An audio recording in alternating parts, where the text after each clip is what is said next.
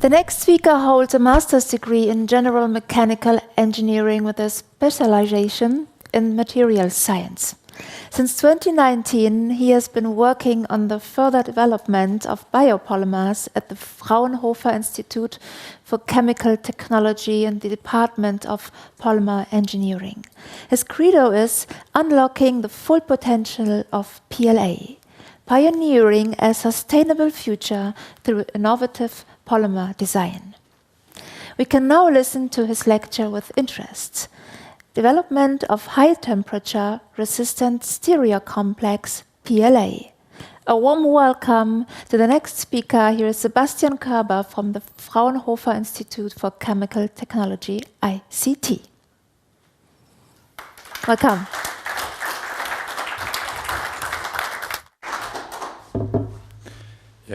Thank you for the introduction, Ms. Witt.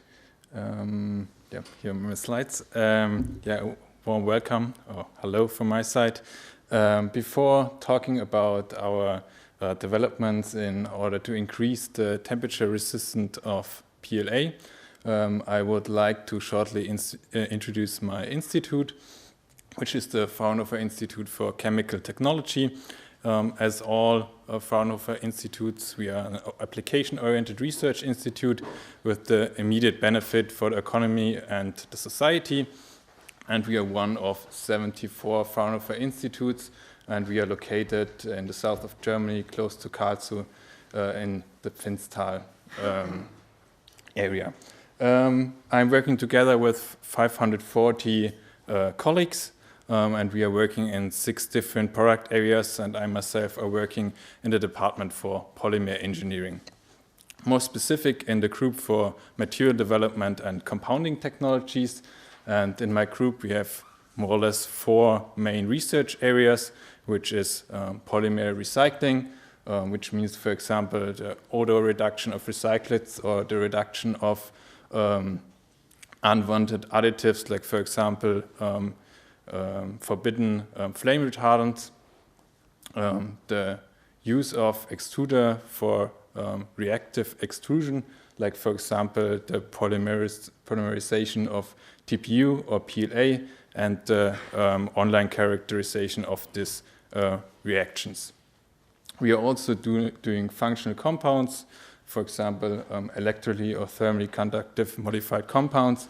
And last but not least, we are working or researching on tailor-made formulations of all sorts of polymers, like commodities, technical polymers, and of course also on biopolymers. When it comes to biopolymers, we are always trying to approach with a holistic way, which is normally based on 4 pillars, which is additivation, fiber reinforcement, polymer blending, and if possible, monomaterial reinforcement. In more details, this means improving the mechanical and thermal properties of a polymer through adequate additives, transferring the, in most cases, better fiber properties into the matrix of the polymer in order to increase the mechanical properties, the use of blending polymers in order to get synergetic effects, and if possible, to combine lightweight, potential, and circular economy through monomaterial reinforcement. Now I would like to come to the scientific part of my presentation.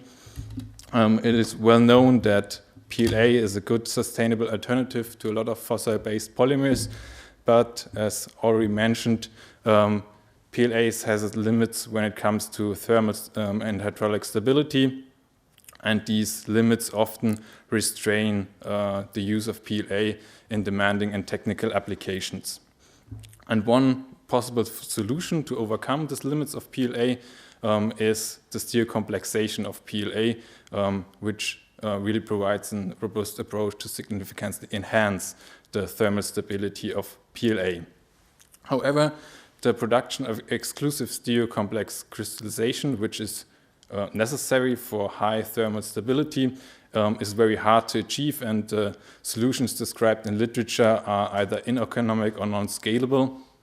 Therefore, the goal of our research was the exclusive stereocomplex PLA production via the routes of compounding and injection molding. But what is stereocomplex PLA exactly? PLA is normally produced through ring opening polymerization of lactide, and lactide comes in 3 different forms, which is L-lactide, D-lactide, and a mixture which is called mesolactide. Normally during fermentation, the L-lactide is more preferred by the bacteria, and therefore someone speaks of impurification of PLLA chained with D-lactide, and if this impurification is higher than 10%, the polymer chain is so erratic that the polymer is not crystallizable, and therefore the result is an amorphous PLA with a glass transition temperature of around 50 to 60 degrees Celsius. With higher purity of the polymers, more or less very unperfect crystal can be formed with a melting point of around 160 degrees Celsius.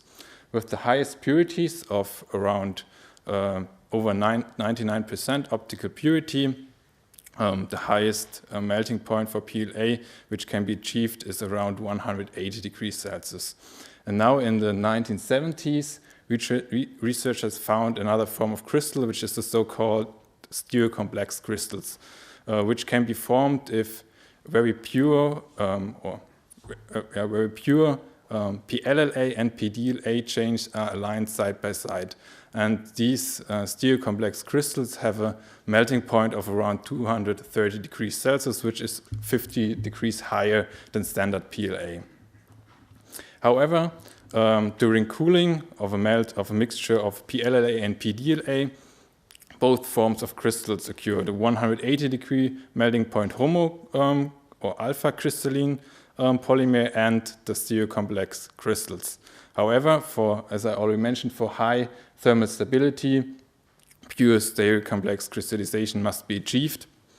And we, in our research, tried an approach with so-called selective nucleating agents. We first did screening experiments on a laboratory scale with many different selective nucleating agents, went then for upscaling in a pilot plant environment, and lastly did proof of concept with specimen production, so tensile bars on a pilot plant injection molding machine. For materials, we used PLAs from Total Energies Corbion, 2 different PLLAs with different chain lengths, and 2 different PDLAs with also different chain lengths.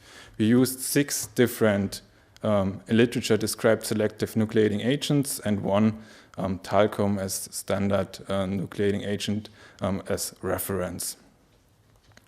Now I would like to explain the basic principles of PLA crystallization. We have on the left-hand side DSC analysis on the first cooling cycle, on the right-hand side the heating after the cooling on the left-hand side. What we can see in the first 2 upper traces are standard PLAs, and you can see a basic principle of PLA. If you cool it with a moderate cooling rate of 10 kelvins per minute, there's more or less no trace of crystallization. So the polymer more or less is amorphous at the end. The little bit shorter chain length, D70, shows very little noticeable crystallization peak, but no big crystallization. If I now combine PDLA and PLLA in the lower 4 curves, I can already see crystallization peaks, and that is one phenomenon of the stereocomplex crystallization, which is a little bit faster and then acts as nucleation site for the alpha crystallization of PLA. If we now look at the heating curves, for the first 2 curves, we can see one melting point at around 175 degrees Celsius. For the lower 4 curves, we can see that we now have more pronounced melting peaks, which comes from the nucleation of the stereocomplex crystals. And for the first time, we can also see melting points for the stereocomplex crystals. But they are very little, and we can see both melting points alpha and stereocomplex. We therefore did afterwards then the experiments with different selective nucleating agents. There are a lot of traces, but I will talk you slowly through. The first two traces, the L130 and the combination of L130 and D70, we already saw on the last slide, and now new is the 1% fin talc sample. We can see that the reference nucleating agent had more or less no big difference to the unnucleated samples. Only the cold crystallization peak is missing, so the specimen has solidified more or less thermally stable. And we now look at the samples nucleated with selective nucleating agent, the first four. We can also see no big difference to the reference samples. Only the purple colored trace has showed a little bit more pronounced stereocomplex melting point. But we could see still two melting points which were unwanted at this point. So, but the last two traces with the Na5 and Na6 showed the behavior you wanted to achieve with only one melting point at around 220 degrees Celsius, which is a strong indicator for pure stereocomplex PLA present at this time. We used these results and transferred them into compounding on pilot scale extruder and did injection molding of these materials. What we can see there is that we did injection molding at different mold temperatures in order to influence the crystallization of the different PLAs. We are seeing here X-ray diffraction analysis, which is a sufficient tool for analyzing the crystallinity present in the tensile bars we injection molded. We can see for the reference sample with the 1% talc that there was more or less the behavior we expected. The lowest melt temperature, the PLA was more or less amorphous, and for the upper two traces we could see diffraction peaks for both alpha and stereocomplex PLA. But for the Na5 and Na6 nucleated samples, we could see for all mold temperatures only diffraction peaks for stereocomplex PLA, which was then proof that we achieved 100% stereocomplex PLA crystallinity in these samples. We afterwards then did thermomechanical analysis with these specimens, and I brought you today the results of the heat deflection temperature measurements. If we start at the bottom left of the diagram, we can see for the cold mode, the reference nucleated sample in the more or less cold mode at 33 degrees Celsius more or less failed after reaching the glass transition temperature. Also, the specimens with Na5 and Na6, which were 100% stereocomplex samples, but very low crystallinity content, also failed more or less after reaching the glass transition temperature with HTTB values of 70 and 90 degrees Celsius. But when increasing the mold temperature, you could really see the benefits of the stereocomplex PLA samples. We reached 160 degrees HTTB heat deflection temperature, up to 180 degrees heat deflection temperature B measurements, which is quite impressive if you remember that standard PLA has a melting point of around 180 degrees Celsius, so the heat deflection temperatures of this PLA were above the melting point of standard PLA.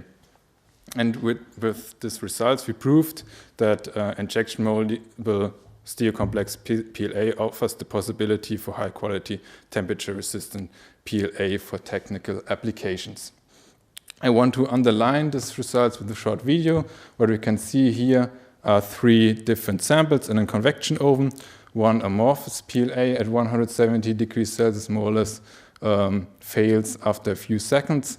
The mixed alpha and stereocomplex samples with heat deflection temperatures of around 120 degrees Celsius also failed shortly after putting them in the oven, and only the pure stereocomplex sample more or less survived the whole test of 30 minutes.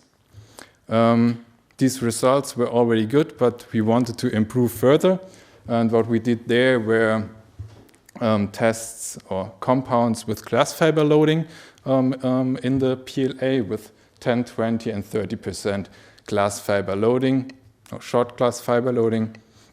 And we had to do HDTA measurements, which is 4 times the load of HDTB. And for the 10% glass fiber loaded samples, we could see that they failed at around 100 degrees Celsius, which is already impressive. But for the 20 and 30% loaded samples, we reached the maximum of our HDT analysis device because the silicone oil had only a maximum temperature of 190 degrees Celsius, and we therefore had to stop the test at 190 degrees Celsius, and the samples didn't reach the failure criteria of this HDTA measurement. So we are not sure what's the exact value of this HDTA samples, but it lies somewhere over 190 degrees Celsius, which is very impressive for PLA and is already in the range of some polyamide samples. I would now like to come to my last 2 slides. We showed the possibilities of stereocomplex PLA only for one process, which was compounding and injection molding. What, in our belief, these results could be a platform for even more processes, like, for example, stereocomplex PLA for additive manufacturing, for the production of foams, because high heat deflection temperature for insulation materials which are exposed to the sun can very easily also reach temperatures over 80 or 100 degrees Celsius. There could also stereocomplex PLA be a benefit. Also, the production of monomaterials could be possible with the stereocomplex PLA, and then the production of sandwiches with high mechanical properties or co-injection molding with the stereocomplex PLA. I want to summarize what I've been saying or what I've talked to during my presentation. We used several different nucleating agents on our screening laboratory extruder. We analyzed the crystallization behavior of the samples with DSC analysis. We compounded and injection molded our samples and transferred them into pilot scale. And lastly, we achieved very high temperature resistant stereocomplex PLA, which was around 180 degrees HDTP for the unreinforced samples and over 190 degrees HDTA for the reinforced samples. Thank you for your attention.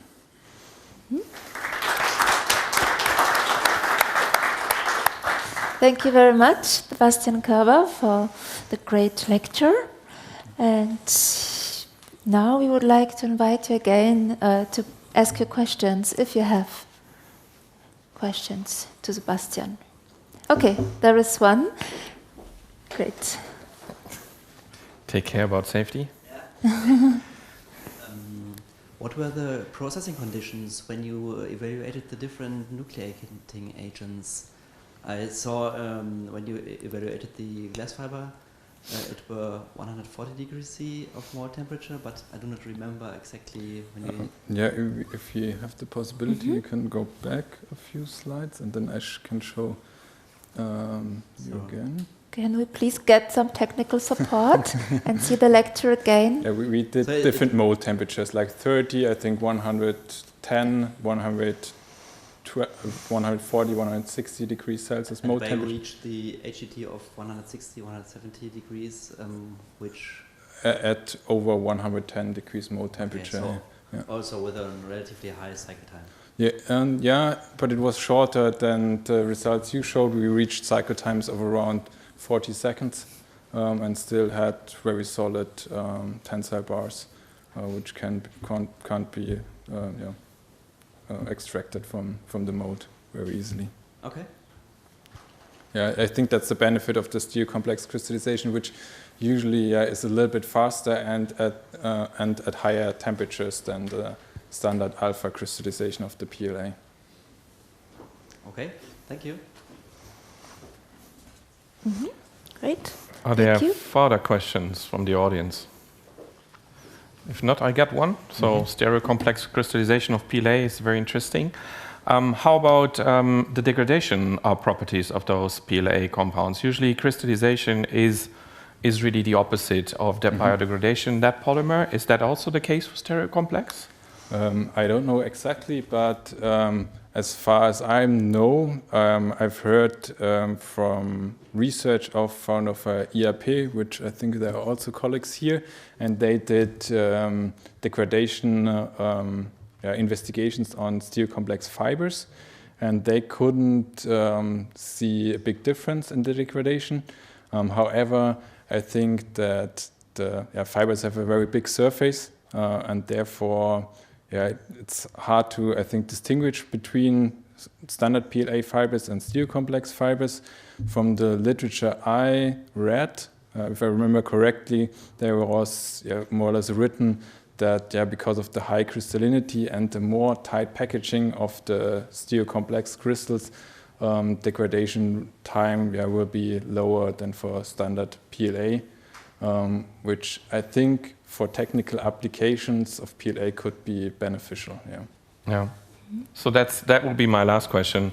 Is your focus more on technical applications than on fast-moving consumer goods like packaging, or what was the scope of or the main motivation of your work? Yeah, I think like for packaging, the properties of the stereocomplex PLA are not needed, and therefore, the application interest would be something demanding or technical application of the stereocomplex PLA. Yeah, thank you very much. Thank you. There is another question. Oh. Yes. Very simple question. What's the path forward for the project and what's up to come there? Could you maybe go to the microphone, because we have online attendees. So, what's the path forward with your project? I mean, is it close or what's up to come? I mean, at the moment it was an internal research project where we investigated this stereocomplex PLA crystallization behavior. Now we are at the moment try to acquire more funded projects to more deeply investigate the stereocomplex PLA behavior and maybe also look on other processes like I explained, forming or 3D printing. But we are always open to maybe develop this material to a final product with an industry partner. Okay, thank you. Very cool. We like this spontaneous type of questions. So if there are more, happy to raise your hand and get to the microphone. There's not many courage yet, really. So maybe we're going to close that. Thank you so much for your time. Thank you so much, Sebastian Körber. Thank you for the lecture.